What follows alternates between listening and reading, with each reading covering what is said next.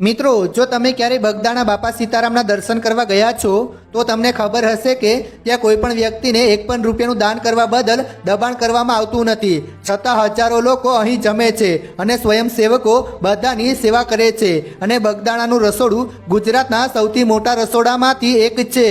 મિત્રો, હવે સવાલ એ થાય છે કે અહીં એક પણ રૂપિયાના દાન વગર લાખો લોકોનું ભોજન કેવી રીતે બનતું હશે? ક્યાંથી આવતો હશે રૂપિયો? શું બાપા સીતારામની બંડીમાંથી આજે પણ નીકળતા હશે પૈસા?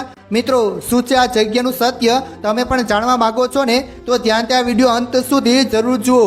શરૂઆત કરીએ તે પહેલા બાપા સીતારામ જરૂર લખજો।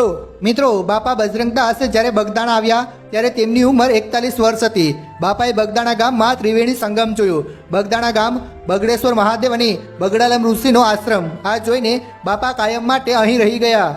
બગદાણાથી માંડીને છેક વિદેશોની ધરતી સુધી જેમના સેવાના કાર્યો અને પરચાઓની વાત થાય છે તેવા બાપા સીતારામનો ઇતિહાસ અદ્ભુત છે।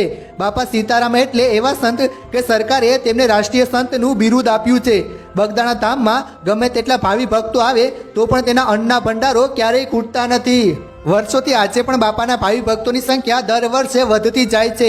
કહેવાય છે કે બાપા ઉપર માં લક્ષ્મીજીના આશીર્વાદ હતા, તેથી જ બાપાની બંડીમાં ક્યારેય રૂપિયા ખૂટતા ન હતા।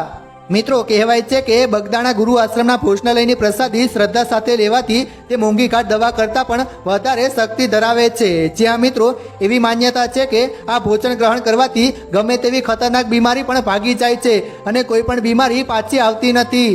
મિત્રો, બાપા સીતારામ વર્ષ 1941માં બગદાણા આવ્યા પછી 1951માં આશ્રમની સ્થાપના કરી હતી અને વર્ષ 1959માં અન્નક્ષેત્ર ચાલુ કર્યું હતું। આ પછી 1960માં ભૂદાન યજ્ઞ કરાવ્યો હતો અને વર્ષ 1962માં આશ્રમની હરાજી કરાવીને ભારત ચીન યુદ્ધ સમયે દેશની સેનાને ફાળો આપ્યો હતો। ત્યારબાદ વર્ષ 1965માં ફરી આશ્રમની હરાજી કરીને ભારત પાકિસ્તાન યુદ્ધ સમયે દેશની સેનાને મદદ આપી। આ પછી ત્રીજી વખત વર્ષ 1971માં ભારત પાકિસ્તાન યુદ્ધ વખતે પણ આશ્રમની હરાજી કરવામાં આવી હતી। મિત્રો, આ રીતે સતત 3 વખત દેશની સેના અને સરકારને મદદ કરી, તેથી તેઓ રાષ્ટ્રીય સંત તરીકે ઓળખાયા।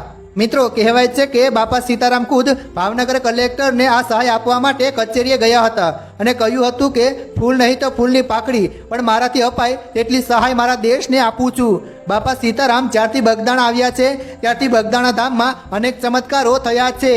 બાપા બગદાણામાં શરૂઆતમાં બગડેશ્વર મંદિરમાં નિવાસ કરતા હતા। આ પછી તેઓ ગામના ચોરામાં બેસતા અને પછી બાપા પાસે ભક્તોની અને ચમત્કારોથી આકર્ષિત થઈને અનેક ભક્તોની ભીડ વધવા માંડી, તેથી બાપાએ નદીની ખુલ્લી જગ્યામાં આશ્રમ નાખ્યો। બાપાએ ચાલુ કરેલ અન્નક્ષેત્ર અને સેવા કાર્ય આજે પણ અવિરત ચાલુ જ છે।